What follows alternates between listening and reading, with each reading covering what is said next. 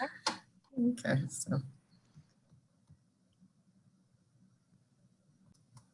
switch to Q&A. I often feel like that's really the best part of the presentation. So if you have a question that comes up along this PowerPoint, be sure to send it right in, and Amy and Latasha will funnel that, and I'll get to that at the end of our time together. Okay, so bear with me as I come over here to sharing my screen and kicking this thing off.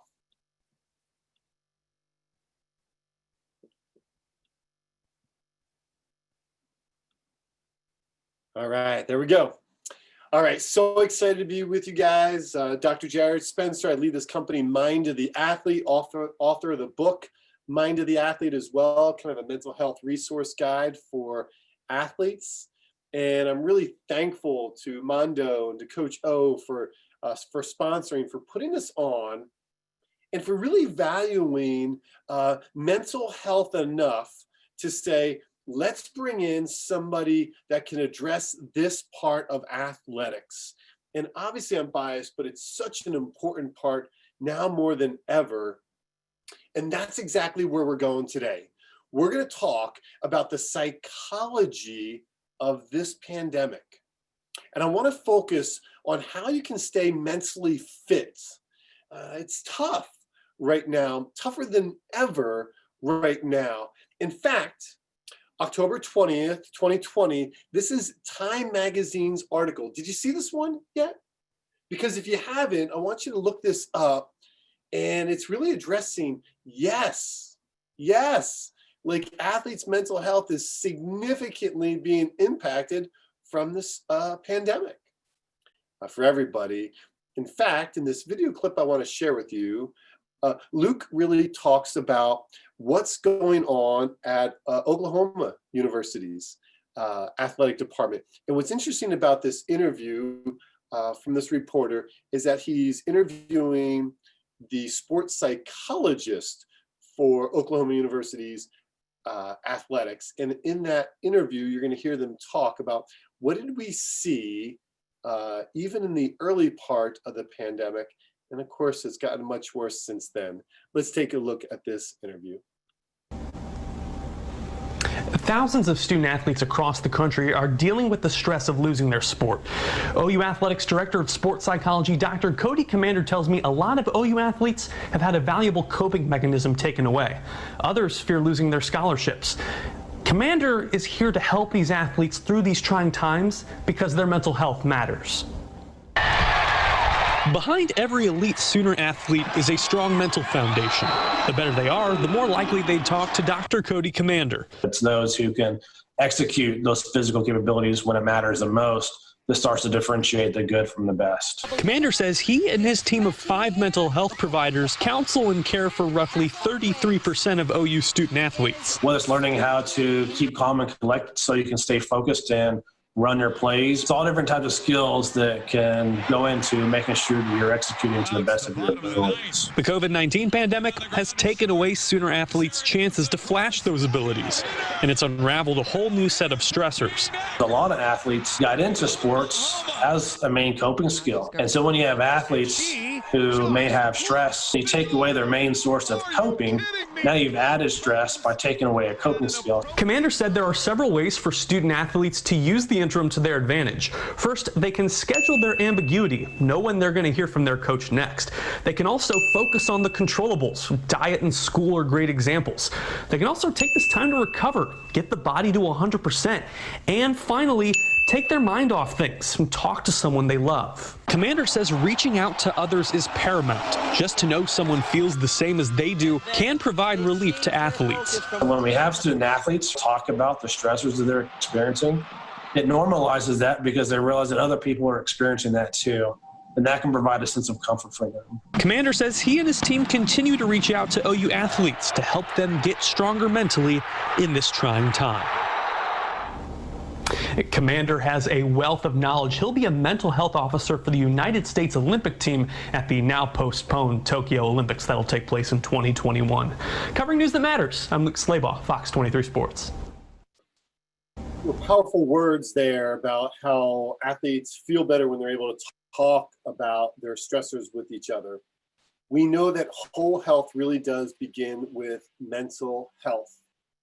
And I want to give you two major suggestions. If you're tuning into this webinar, there's a good chance that you're a coach or a parent as well of an athlete.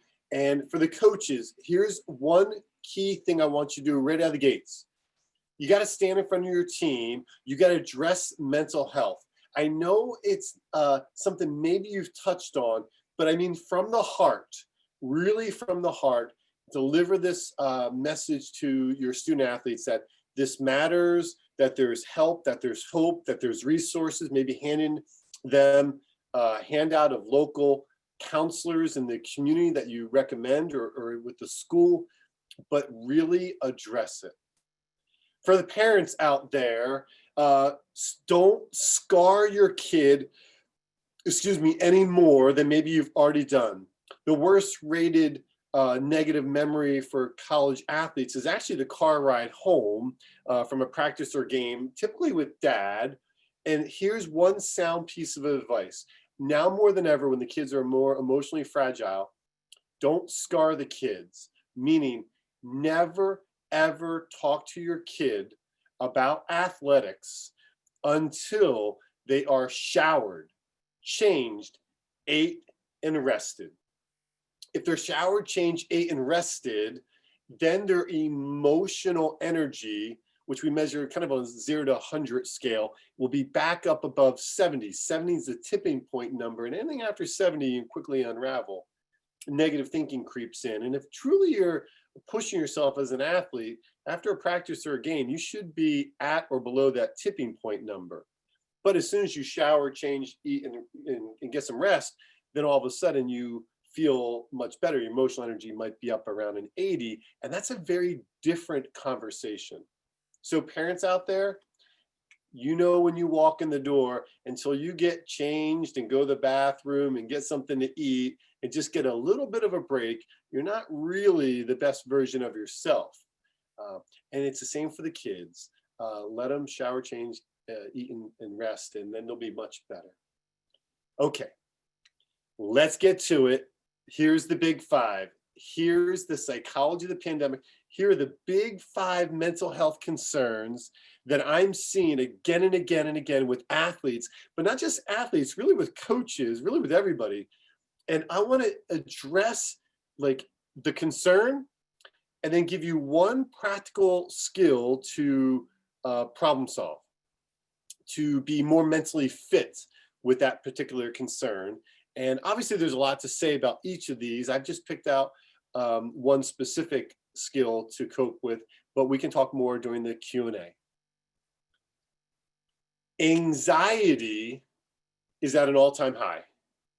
How about with you? Have you been experiencing any of these symptoms? Maybe that tightness in your chest, maybe that fatigue, maybe depersonalization, maybe your heart racing. You know, anxiety is more common now than you could ever possibly imagine. And what I'm trying to say to you very clearly is this: you're not alone. So many of us are experiencing anxiety because anxiety is actually fear of the unknown. I don't know what's going to happen with Thanksgiving. I don't know what's going to happen with the Christmas holiday season. I don't know what's going to happen with the end of the semester, the start of the semester.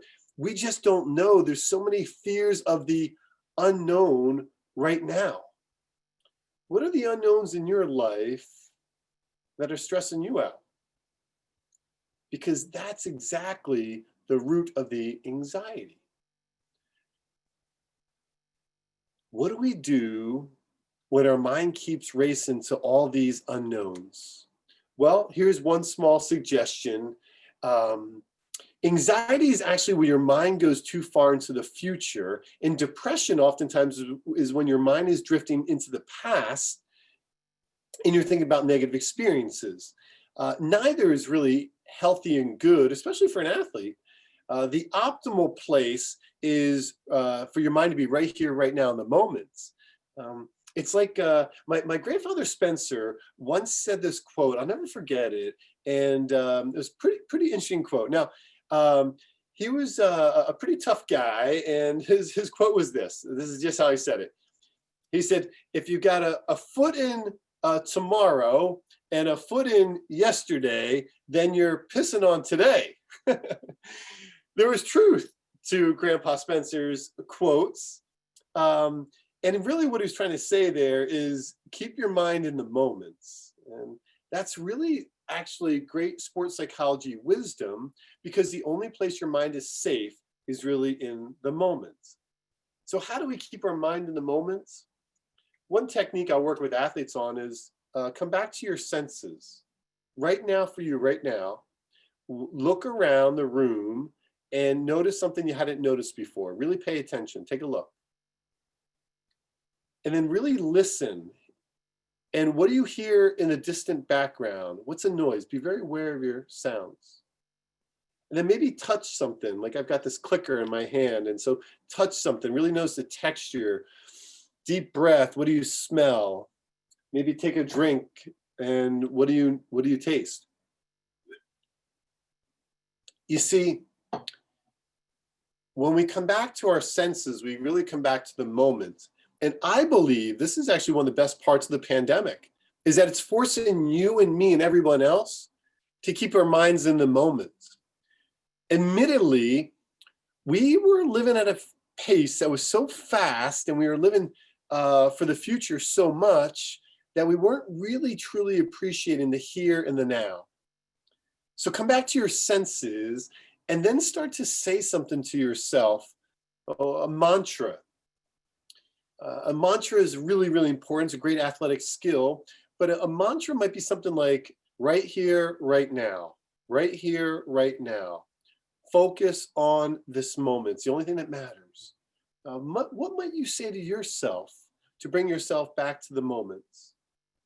One professional athlete that I've gotten to meet along his journey has one of the best little techniques, a mantra to help him stay in the moment. And here it is. He'll say, I have no future. I have no past. I'm just right here, right now, making this moment last.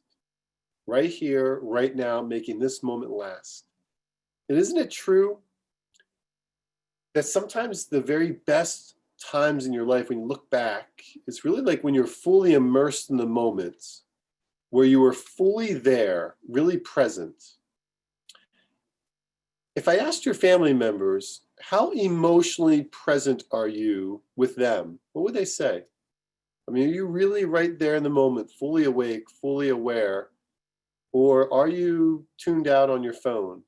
Or is your mind too far in the future? Bring your mind back to the center, bring your mind back to the moment, and that is really going to help counterbalance some of the fear of the unknown. I hope that helps you. Let's turn the page and go to number 2, which is strained relationships. Ouch. Who among us doesn't have a strained relationship? I want you to think about somebody in your life where, it's obviously not ideal, because what happened in the pandemic's early stages is that people were quarantining together and we were stressing each other out. We were spending too much time with each other. Moms and dads working from the table or the kitchen, kids learning in their bedroom, staying there for too long. Relationships got strained. And it reached a point where maybe you're like many of us who say, I love you, but honestly, you're driving me crazy, right? Can you think of somebody like that in your life right now? Don't worry, somebody's thinking about you in that same exact context as well. You're driving me crazy. What do we do about this? There's so many strained relationships that are occurring. And there's obviously so many things that I could suggest here. But one of the most basic that I often encourage people with is 2 words: create space. And create space is a really important technique. And it means like sometimes we need to create a little physical space between us, because maybe we're seeing each other a little too much. Maybe it's emotional space. I'm just not going to get as emotionally entangled in that right now, because we're in that space where we're just kind of going round and round, and it's counterproductive. And so sometimes a little space, admittedly, at one point in the summer, I just said to my wife and kids, I love you all, but I just need to step away. So I went away for 3 days, 2 nights by myself, up in the mountains, out in nature, and I just got time away. Do you get that time away? Or could you use maybe a little time away? Because the truth is, when I came back, I was a much emotionally healthier version of myself. And it's hard sometimes in the pandemic to be you, and all the demands on you. And you got to get that rest and that recharge, but sometimes you got to create a little space. And maybe that space is for you personally to kind of get away and recharge and deal with yourself. And maybe when you do that, those strained relationships might be a little bit better because you're actually an emotionally healthier version of yourself. Think about that. And maybe that's something you might be able to build in somehow, some way, just a little bit of space. Stir craziness has been the best part of the pandemic. Wait. What did you just say? Stir craziness is the best part of the pandemic? How is that even possible? Well, the truth is this. Stir craziness is a term that, pop culture, we just throw it around like I'm going a little stir crazy, but truly, like, stir craziness is a big deal. If somebody was incarcerated, if they were put in prison for a period of time, what we would notice in the first few days and weeks is stir craziness. People are literally like, I don't know what to do. I'm so bored and I've got to adjust to this new way of life. Was that you in the beginning part of the pandemic? Were you so bored that, let me ask you this, did you clean out your closet and donate clothes? How many drawers did you go through? How many of you cleaned out the garage and just unloaded and were giving stuff to Goodwill? You see, the pandemic made us kind of do some things to just stay active and busy, but here's the best part of it. Here's where I'm going with all this. We actually started hobbies. Pre-pandemic, you were likely so busy that you didn't have time for a hobby. That was one of the biggest drawbacks that I saw with athletes and people pre-pandemic, is we were all so busy, we didn't have time for an outlet to let out tension. You see what I just did there? An outlet is to let out. And hobbies are a great way to let out tension. And hobbies have actually become really important during this pandemic. A good friend of mine passed away recently, Greg Strobel, wonderful man, a former Olympic wrestling coach. And he said to me once that he made all of his Olympic wrestlers have a hobby. He found that if all they did was train for their Olympics, they would actually plateau. But if they actually had an outlet of a hobby, they actually did much better. And if they didn't have a hobby, they had to do Greg Strobel's hobbies of fly fishing or carpentry. And so what is your hobby that maybe you kind of re-engaged and picked up during this pandemic? If you're like many people, you started riding a bike. Did you know that if you want to go buy a bike today, good luck. Bikes in America have been sold out for months because so many people are riding bikes or kayaks. And so that's a good thing. More people are on the trails walking. What's your hobby? What do you do to let out tension? And what specifically do you do with maybe a family member? What's the hobby that you like to enjoy together? Or what's a conversation point between you and your athletes if you're a coach? If you don't know every one of your athletes' hobbies, that's on you. You should figure that out, because when people can talk about their hobbies, there's a much more deeper emotional connectedness. Remember, I went away for a few days in July to kind of rethink and create some space and recharge my batteries. I came out of that time and I said, I needed a new hobby, something to kind of study and get into. And what happened at that time is I decided, okay, I'm gonna get into yoga. So every day I do yoga and I absolutely love it. It's been so helpful for me to not just practice yoga, but also like watch YouTube videos and learn and study.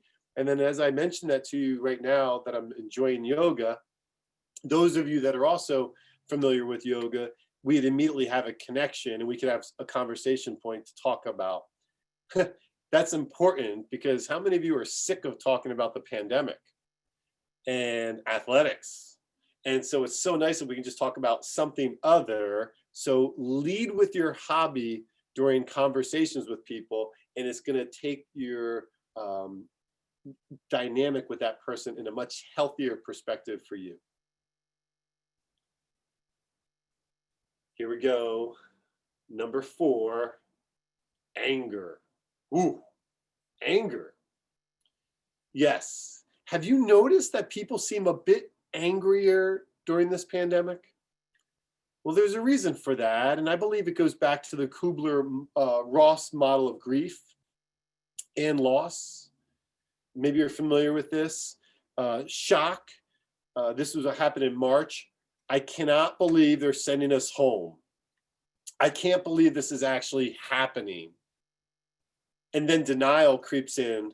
This isn't really going to last to the end of the school year, right? There's no way this is going to impact August or September. There's no way we're going to have this pandemic in 2021, right?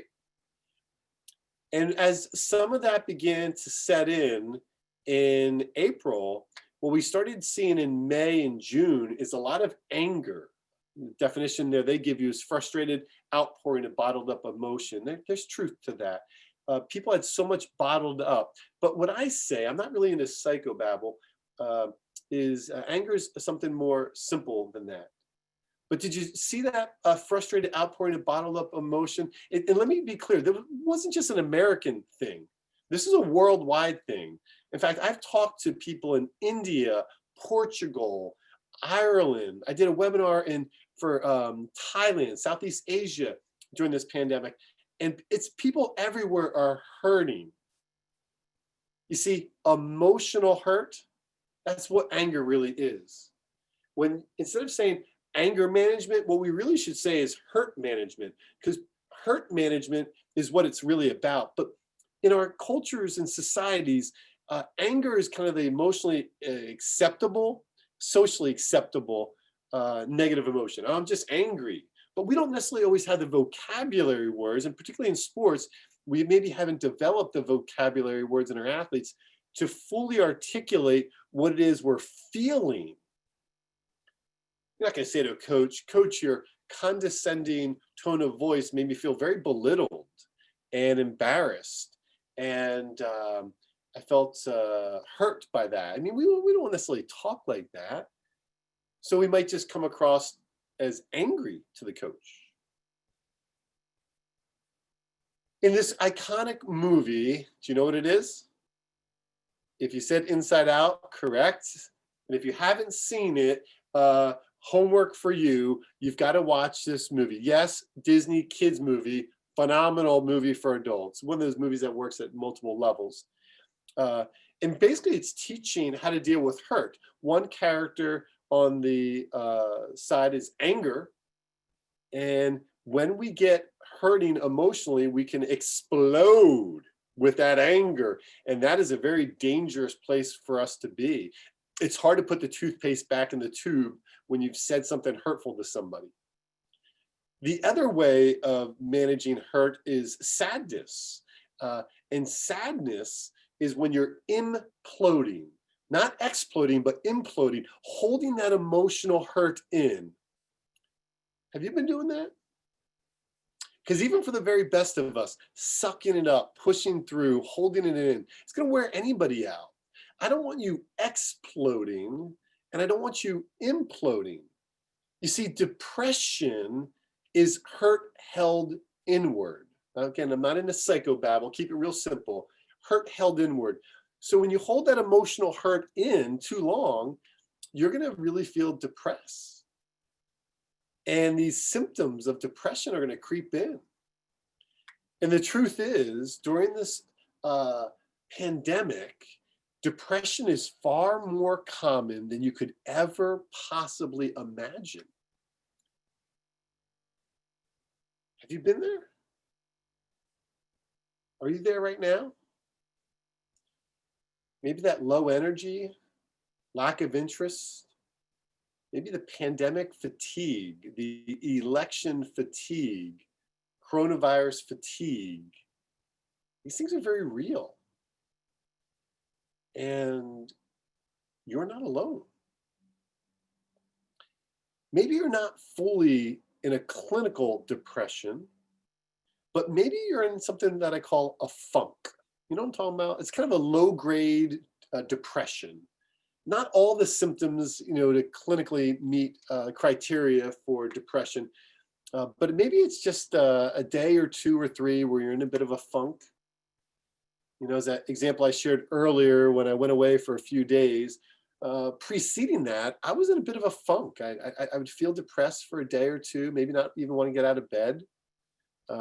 Or if I did get out of bed, I just had very low motivation to get through my day, to do my day. That funk is something that I struggled with. I'm happy to say that, I did go away that time, got that emotional recharge, really did some rethinking, praying, figuring out my life a little bit more, and been feeling pretty good since that point of time. But I also know that going into a cold, dark winter, there's a possibility that some of those symptoms may emerge again. And if they do, for you or for me, what do we do about that? How do we actually get out of a funk? My experience has shown me that it's not one thing, just do this. It's more about putting tools in your mental toolbox, and with a number of different smaller techniques and tools that we can begin to mitigate the symptoms of depression, and the cloud begins to just kind of fade a bit. One short practical thing I say is change your physiology. If you're in a funk at this moment, if you're inside, go outside. Take a long hot shower. I did this presentation with a number of college athletes, and it's interesting how many actually said, I do my best crying in the shower. And that was particularly helpful for them. So change your physiology. Go for a walk. Go get something to eat. Go for a run if you can. Go get a workout in, all these things, but change your physiology at the moment. And oftentimes we can kind of jumpstart ourselves a little bit out of the funk. Okay, Jarrod, I'm with you on that. That's one. Obviously, we got to talk about more, but what if it's a little bit more significant than that? This is where I'm a little bit biased, but here's my point. Talk about your stuff. Talk about your stuff. I'm encouraging you, if you don't have a loved one, a family member, somebody to open up, share your heart with, really think about counseling now. Maybe a doctoral level licensed psychologist, a little bit biased to them, master's level license, but certainly with a license comes HIPAA and privacy. That's a good thing. When I was in my postdoc fellowship, my mentor at the time said to me, are you in counseling? I said, I'm not. He said, if you want to be a counselor, you really should be in counseling. I started at that point in time, and I've never stopped. It's on my calendar every month. Whether I think I need it or not, it's in there. It's just part of my self-care because I've got to talk about stuff. I've got to get outside perspective. Here's why. Albert Einstein once said, a problem cannot be resolved at the level of consciousness for which it was created. I've created all my own problems in my head to a certain degree, right? I mean, I think about them as best I can, but I've got to get outside perspective. And when I do, a different level of consciousness can help me solve or resolve or more move through some of my hurts held inward a little bit better. maybe it's time for you to really think about counseling, because it's a great way to experience catharsis, which means a freeing of emotion. And when you free up that repressed emotion, that hurt held inward, little by little, we begin to feel the dark cloud of depression. We begin to feel that fade, and that hurt begins to subside.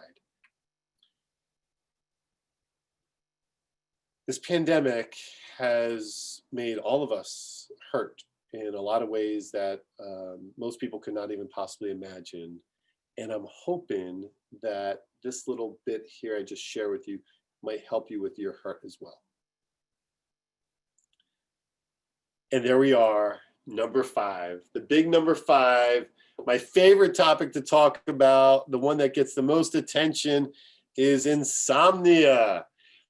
How is your sleep during this pandemic? How's your sleep been? Because if you're like most people, oh boy, yeah, the sleep has been significantly impacted by the pandemic. Here's the bottom line. Sleep is the number 1 factor in performance. When I work as a psychologist here in my private practice office, there's nothing I'm going to say to help a person with anxiety, depression, stress, if we first don't take care of sleep. Sleep is the number 1 factor in performance. And sleep is the biggest problem I'm seeing with athletes today. Listen carefully. Their social life has largely become on their phones between 10 o'clock and 2.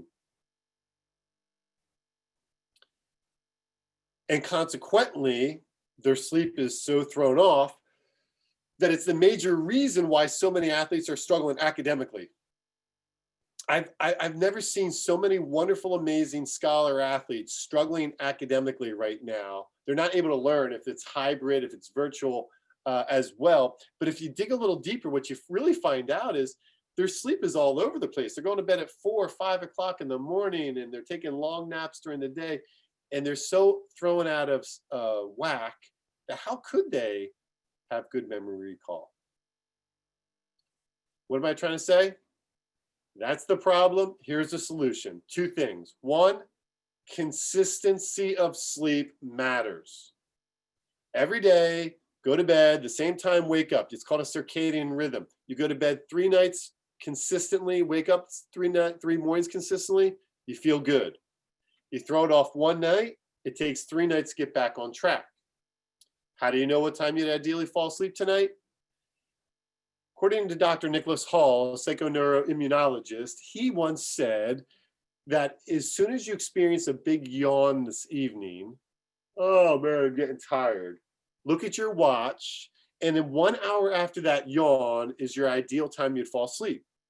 For me, that yawn usually comes around 9 o'clock-ish, because about 10:10 is when I fall asleep each night. What time would you fall asleep, and what time would you wake up? Because the consistency of sleep matters so much, but you're probably violating the most important thing to get the consistency of sleep. 90% of people I survey in my speeches are all going to bed with a cell phone in their face. And it's not just the melatonin that's being blocked by the blue light, although that's a big deal. It's also the fact that your brain's activated, it's thinking, it's actually disturbed because you're looking at images and things from people that you're connected with, but you might not really like, and that can be disruptive. The whole point is when the big yawn comes, the phone goes on a charging station away from your bed, not arm's length of the bed, away from the bed. You actually have to go out and get it. If you could set up that one best practice, I assure you, your consistency of sleep will be much better. Oh, and if you can't fall asleep, here's the one technique that helps most people fall asleep. Read a book. Most people say as soon as they start to read a book, they fall asleep. I jokingly always tell people that my book, I say, it's a cure for insomnia. It's so boring. If you actually read this book, you'll fall asleep every night. And that's really the point, that any book you read, it helps knock us out. And it's a really great technique to get you consistency of sleep. The second main point I'm trying to drive home to you is the nap. Most people are napping improperly. According to a NASA study, the ideal nap time is 8 hours after you wake up. For most people in America, pre-pandemic, they wake up at 6 o'clock, so the ideal nap time is 2 o'clock. But we only want to nap for about 26 minutes or less. If we nap longer than that, you actually get into stage 3 and 4 sleep, which is really called deep sleep. And if you try to wake up 45 minutes, an hour into your sleep, your nap, you're going to feel terrible. You experience sleep inertia, lasts about 2 hours, very difficult to shake. Only go 26 minutes, a stage 1 or 2 sleep, get out of that light sleep, you're going to feel amazing the rest of the evening. If you got to go long, and that whole circadian rhythm, that's what I'm drawing with my finger there, go an hour and a half. But ideally, that's even pushing it, because you might not then be able to fall asleep at the ideal time you would like. For me, 10:10 this evening, I might not be tired enough. And then I might be up for another hour and a half after that 10:10 window. So for you, 26-minute nap, 8 hours after you wake up. Basically what I do, I set my alarm on my phone, I throw it away from the couch or the bed, and then I gotta go up and go get it. 30 minutes, whether I'm sleeping or not, that's how long I give myself to recharge. Let me share this final point. One of the very best things you could ever do emotionally to feel better, if you're feeling like in a funk, you're feeling anxious, you're really struggling, turn the brain off and turn it back on. Just like your cell phone, if there's a problem, turn it off and turn it back on. Even if you just nod off for 5 minutes and wake up, it's amazing how turning your brain off and on can really help reset us emotionally. These are the big 5. Anxiety, fear of the unknown, be here now, strained relationships. Maybe it's time to create a little space. Stir craziness. What's your hobby? Anger. Experience catharsis, a freeing of emotion. Maybe it's time for some counseling. Insomnia. Consistency of sleep matters the most. These are the big 5 things that I see people struggling with during the pandemic, and it's my sincere hope that something I said here would help you to stay mentally fit. As a little bonus, I'll just flash this slide. Here's some best practices. If you're a coach looking for the mental health of athletes, here's a bunch. I know you might not know fully what they mean. They're clues for me to kind of talk more in a Mind of a Coach program that I often do. But here's a few that you might look into. And people often say, well, Jarrod, what do you do for your stress management? Well, here's a few. And again, I can't unpack them all. Maybe you'll ask maybe in a Q&A. But here's a bunch of what I do to help me as best I possibly can, stay as emotionally healthy as I possibly can.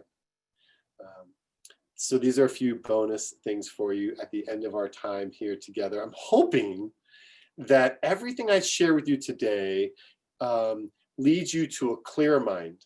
That's my whole signature message, is clear mind. And with a clear mind, whatever it is that you do, your performance, maybe you're an athletic director, maybe you're a coach, maybe you're a parent, maybe you're a teacher, maybe you're a student, that your performance would be better. That's my hope, and that's my wish for you. Hey, wait, what did you just see there? When I flashed that, a rubber ducky? What? Ice cream? No, really? Take a look. Mona Lisa? Wait, you saw David? How's that even possible? One more time. A piggy bank, a Hummer.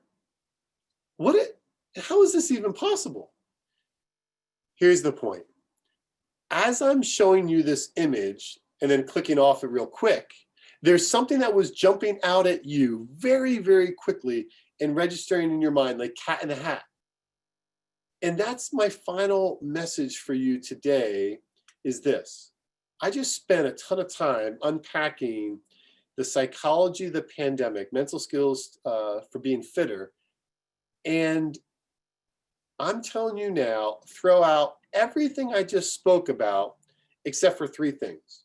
You're not likely to remember all of this, but if you can walk away with 1 or 2 or 3 practical things that I said that you can actively apply in your life, maybe share with a loved one, then our time together would have been well spent.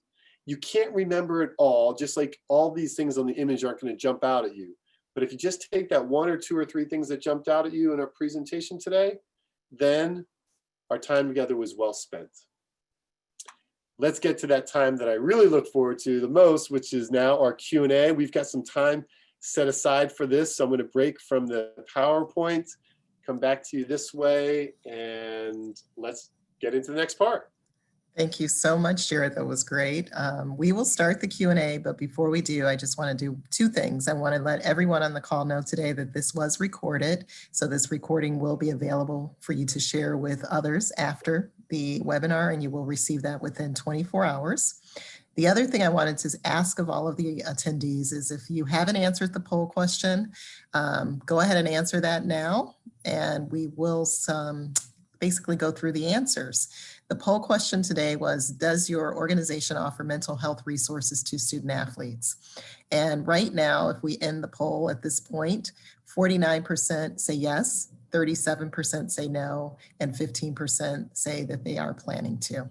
So thank you for participating in the poll, and you will see the results on your screen. And now I will turn it over to Amy to walk through the Q&A with Jarrod. So please submit your Q&A questions at this time.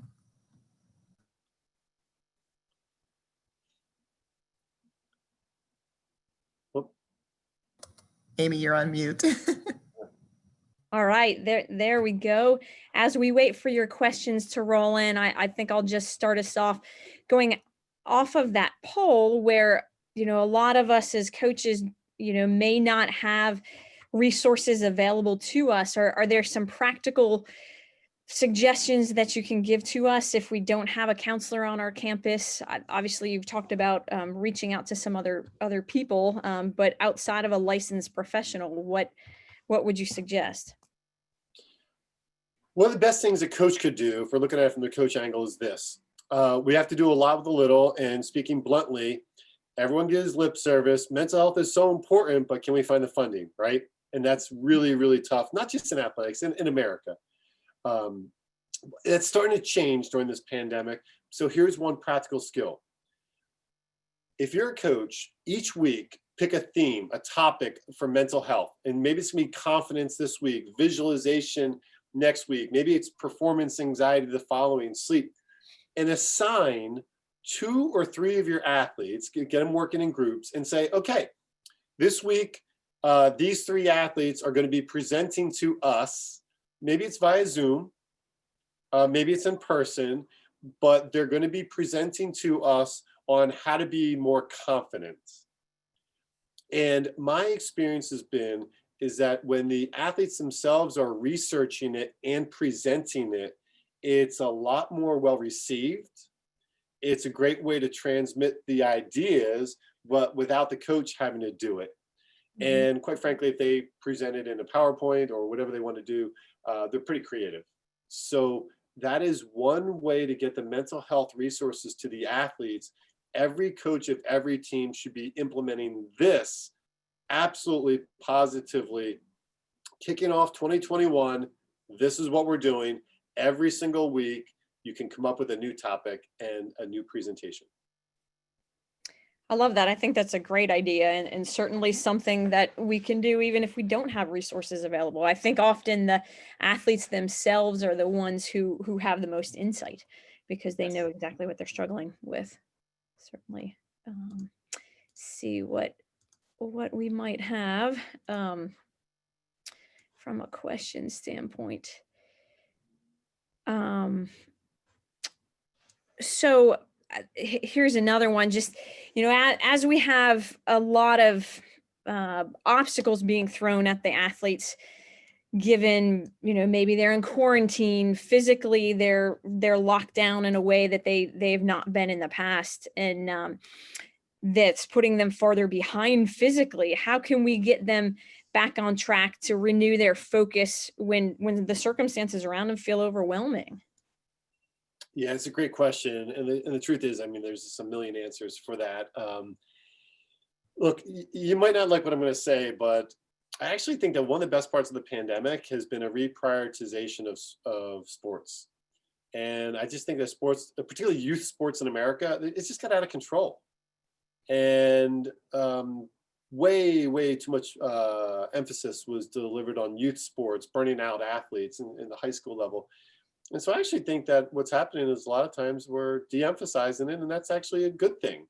And so we may see a number of athletes who just decide it's time to retire from the sport and they no longer want to do it. And that's okay. We can help them to retire well, end well, and transition out of this thing a lot better. And so I think that their lack of motivation may just be that they're just intrinsically no longer getting the feelings that they want from it. And so that's one part of it, is to normalize the retirement process and that part. Now, having said that, for those athletes like, no, man, I'm hungry, I want it. Earlier in the presentation, I used that analogy of tools in the mental toolbox. And that is the outside in head knowledge, the skills and the abilities. And so this is literally where we've got to bring the mental health resources to the athletes, saying, watch this great video on YouTube. It was amazing. Really enjoyed it. Hey, heard this podcast. I want everyone on the team to listen to this podcast. We're actually going to talk about it at the end of the week. And so I saw this great article. Have you seen that one? And so we have got to float the material in front of the athletes in formats that they're easily going to be digesting. And if we can do that little by little, each time we do that, it's one more tool in the mental toolbox. It's the outside in head knowledge that's going to help them with that internal struggle of, I'm feeling not so motivated, I'm falling behind, and I don't know what to do. Well, the toolbox may be part of the ability to help them get through that. Mm-hmm.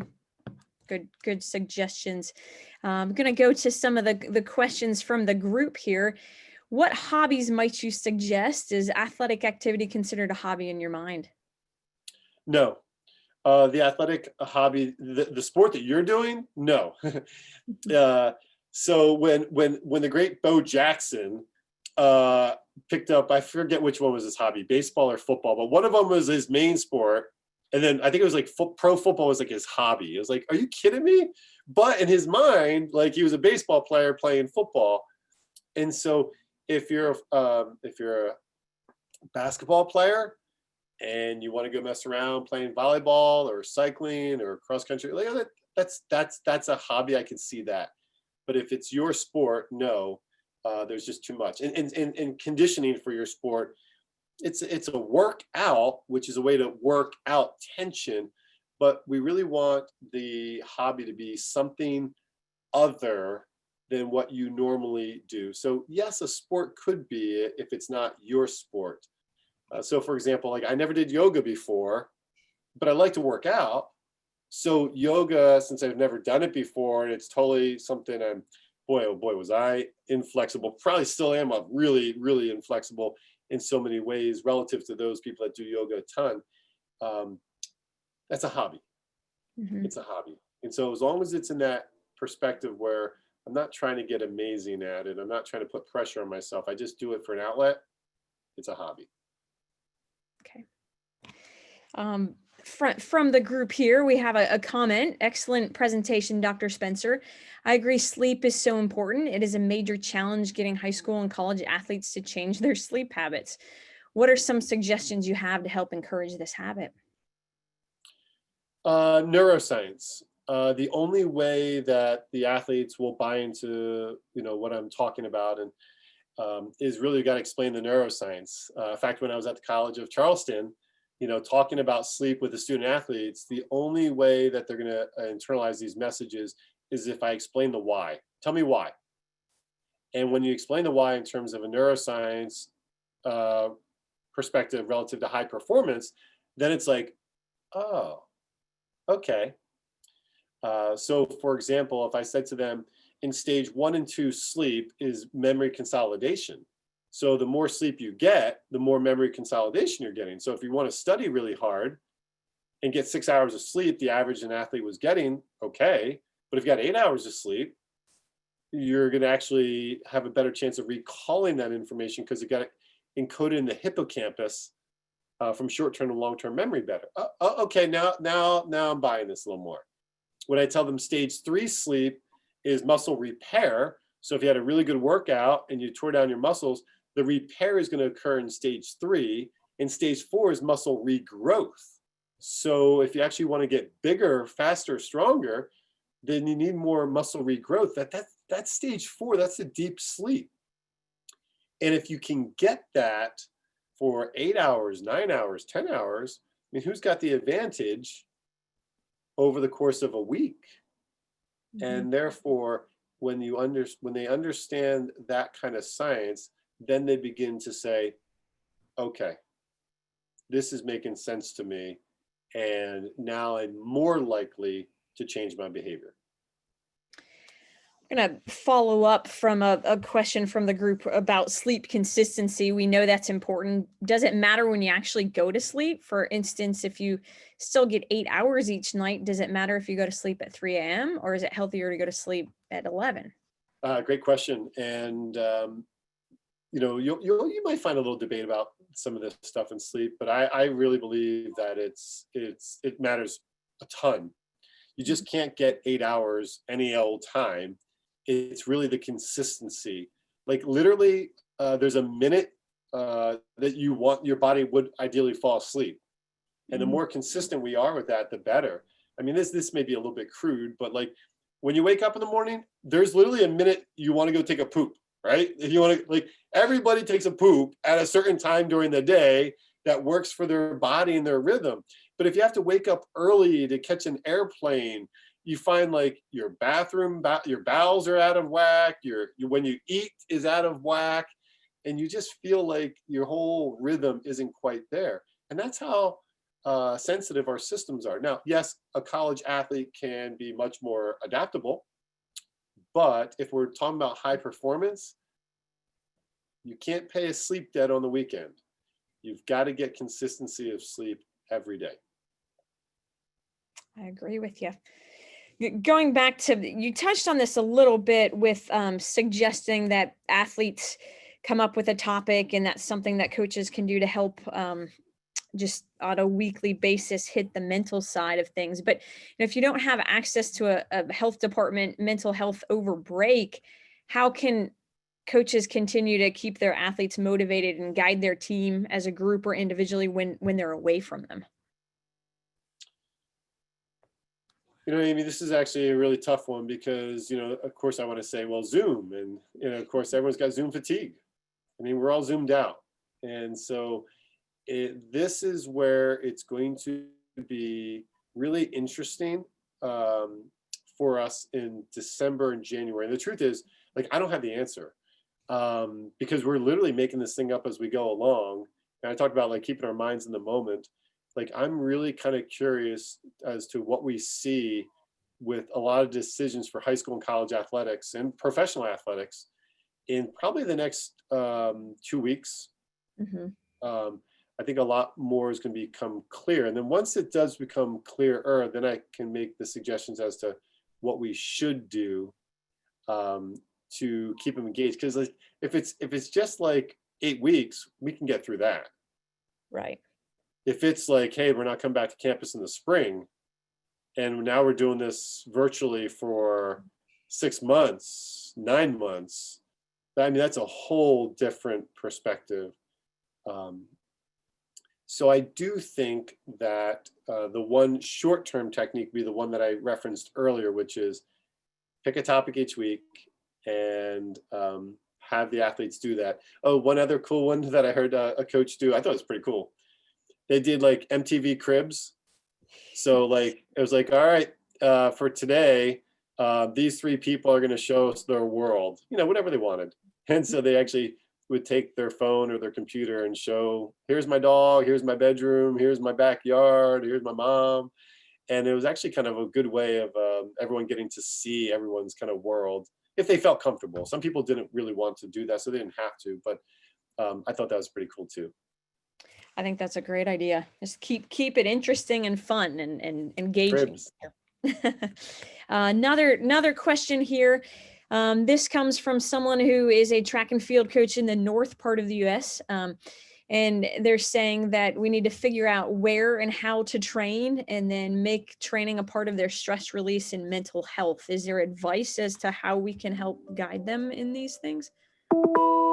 Yeah, great question. And so I'm assuming this is more about track, right? Yes, that's what it looks like. Yeah. Okay, so this may sound a little bit unusual or different, but I actually think that, especially during a pandemic, and especially if we're not having a season or not sure, I become a big fan of cross training. And so many athletes have, if we throw a javelin, that's what I do. I throw a javelin. Well, there's anatomical imbalances that come with that. And so when we can actually use the opportunity to train hard, but a javelin player is actually working on his footwork, kicking a soccer ball, there's a lot that comes out of all of that. And so I really am a big fan of creative cross training. And a lot of times I've seen some athletes will, do the Zoom workouts together, and it's like, okay, we're at a field and everyone has to bring a ball and somebody's leading us through like this soccer workout, but it's grueling and it's tough. In fact, when I was a college football player at Lafayette College, one of the very toughest workouts we've ever did was they had 100 football players line up and out walk this woman who was about 110 pounds, and we were doing aerobics. Well, I didn't realize that coach had said this to the aerobics instructor in the beginning, but he said, you don't stop until they're all dropped. Well, we were laughing as we're kicking our legs. But when I finally couldn't get up because this 110-pound woman buried the entire football team, and she was like the Energizer Bunny going, because we just couldn't do the movements that she normally does, right? And so that's cross training. And I actually think that if we get creative like that, I think that's one great way that we could help our athletes stay motivated, get improvement, find the workouts, but it's not the same monotonous thing that they're doing. I think that's a great suggestion. I mean, this time is all about trying to figure out something new. How do we stay motivated in what we're doing, which is such a challenge. And I think challenging ourselves in different ways with our brain and our body, I think is an excellent idea. So thank you for that suggestion. And thanks for all of the advice that you've passed along. I think this will be most helpful. Truly a privilege and a pleasure. Thank you. Thank you again. And we've gone through all of our questions. And at this point, we're at the 1 hour mark. So we would like to thank everyone that attended today. We'd like to thank Dr. Jarrod Spencer and Amy Siegel for being our moderator for the Q&A. At the end of the webinar, when you do log off, you will receive a survey. So we do ask that you complete that survey, and you will also receive information as a follow-up with the recording as to our next survey, which will our next webinar, which will focus on nutrition. So now you've gotten the tools you need for mental health, and then we will follow up with some tools for physical health. So thank you again, Jarrod, for your time today. My pleasure. Thank you. I think we have one last question. That's a comment. Thank you for a great presentation. And we'll sign off. Thank you, everyone. Have a wonderful day.